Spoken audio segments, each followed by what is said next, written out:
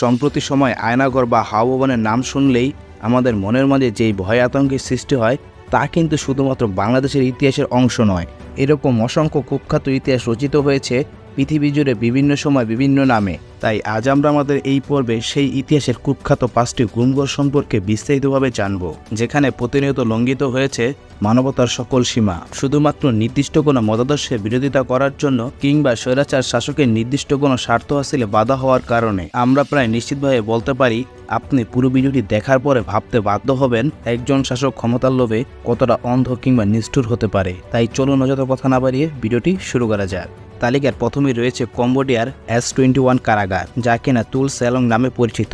আসলে এই কুখ্যাত কারাগারের ইতিহাস রচিত হয় 1975 সাল থেকে, যখন কিনা খ্যামারুজ বাহিনী পলপেটের নেতৃত্বে কলম্বিয়ার ক্ষমতা দখল করে। এই বাহিনীর নেতা পলপেটের ভয়ঙ্কর একটি স্বপ্ন ছিল, যা কিনা কলম্বিয়াকে একটি কৃষিভিত্তিক সমাজে রূপান্তর করা। তবে সবকিছু ঠিকঠাক থাকলেও তার এই স্বপ্নের পথে বাধা হয়ে দাঁড়িয়েছিল হাজার হাজার নিরীহ মানুষ। ফলস্বরূপ তার এই ভয়ঙ্কর স্বপ্ন পূরণের জন্য সে সময় প্রায় 20,000 মানুষকে বন্দী করা হয়েছিল। তবে তাদের মধ্যে মাত্র 7 জন ব্যক্তি কপাল জোরে বেঁচে ফিরতে পেরেছিলেন, আর বাকি সবাইকে পলপেটের নির্দেশে নির্মমভাবে হত্যা করা হয়। এখনও সেই কুখ্যাত কারাগারের প্রতিটি ইঞ্চি, প্রতিটি কোণ যেন নিঃশব্দে বলে যায় মানবতার বিরুদ্ধে সংগঠিত হওয়া সেই নৃশংস গল্প।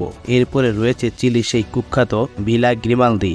আর এই কুখ্যাত নির্যাতন কেন্দ্রের ইতিহাসের যাত্রা শুরু হয় 1973 সালে, যখন চিলির প্রেসিডেন্ট সালভাদরকে ক্ষমতাচ্যুত করে অগাস্টো পিনোশে ক্ষমতা দখল করে। আর এরপরে তিনি তার ক্ষমতার অনৈতিক ব্যবহার করে গড়ে তোলেন এক ভয়ঙ্কর নির্যাতন কেন্দ্র। আর সেখানে তার সামরিক বাহিনী তার বিরোধীদের আটক করে অমানবিক নির্যাতন করত। আর সেই সময় সেই কুখ্যাত নির্যাতন কেন্দ্রে প্রায় 4,500 মানুষকে আটকে রাখা হয়েছিল, আর তাদের উপরে চালানো হতো শারীরিক ও মানসিক নির্যাতনের সকল ধরনের ভয়ানক কৌশলগুলো, যার মধ্যে ইলেকট্রিক শক এবং যৌন নির্যাতন অন্যতম। তাই আজও ভিলা গ্রিমালদি চিলির সেই কুখ্যাত কালো অধ্যায়ের স্মৃতিস্তম্ভ হয়ে দাঁড়িয়ে আছে। এরপরে রয়েছে সোভিয়েত ইউনিয়নের কুখ্যাত গুমঘর গুলাগ।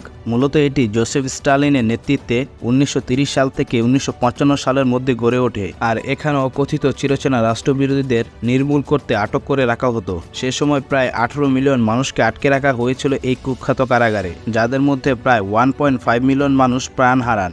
এরপরে রয়েছে আর্জেন্টিনার কুখ্যাত ইএসএমএ কারাগার, যা কিনা ছিল একসময়ের মানবতার বিরুদ্ধে চালানো অত্যাচারের কেন্দ্রবিন্দু। 1976 সাল থেকে 1983 সালের মধ্যে সামরিক শাসন চলাকালে এই স্থানটি হয়ে ওঠে নির্যাতনের এক নির্মম কারখানা, যেখানে প্রায় 5,000 থেকে 10,000 মানুষকে আটকে রাখা হয়েছিল শুধুমাত্র নির্দিষ্ট মতাদর্শের বিরোধিতা করার জন্য। আর সে সময় এসব বন্দীদের উপরে চালানো হতো শারীরিক ও মানসিক নির্যাতনের নৃশংস সব পদ্ধতি। তাই আজকের দিনেও ইএসএমএ আর্জেন্টিনার সেই কালো অধ্যায়ের সাক্ষ্য গ্রহণ করে যাচ্ছে।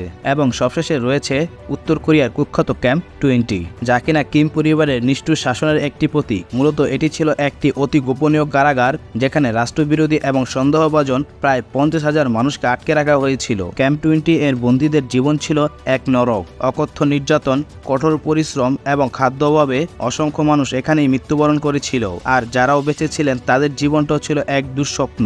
তাই আজও এই স্থানটি কিম পরিবারের শাসনের নিষ্ঠুরতার চরম উদাহরণ হয়ে দাঁড়িয়ে আছে। সবশেষে এইসব গুমঘরগুলো আমাদের মনে করিয়ে দেয় যে ক্ষমতা আসলে কতটা ভয়ঙ্কর হতে পারে এবং মানবতা কখনো কখনো কতটা লঙ্ঘিত হতে পারে। সো এই ছিল আজকে আমাদের সংক্ষিপ্ত ভিডিও বিশ্বজুড়ে 5টি কুখ্যাত গুমঘরকে নিয়ে। ভিডিওটি কেমন হয়েছে তা অবশ্যই কমেন্ট করে জানাবেন, এবং পরবর্তীতে আপনারা কোন ধরনের কন্টেন্ট দেখতে চান তাও লিখে জানাবেন। এছাড়াও আমাদের চ্যানেলের কন্টেন্ট যদি আপনার ভালো লাগে তাহলে অবশ্যই চ্যানেলটিকে সাবস্ক্রাইব করার অনুরোধ রইল। দেখা হচ্ছে পরবর্তীতে নতুন কোনো ভিডিওর সাথে। ততক্ষণ ভালো থাকুন, সুস্থ থাকুন। আল্লাহ হাফেজ।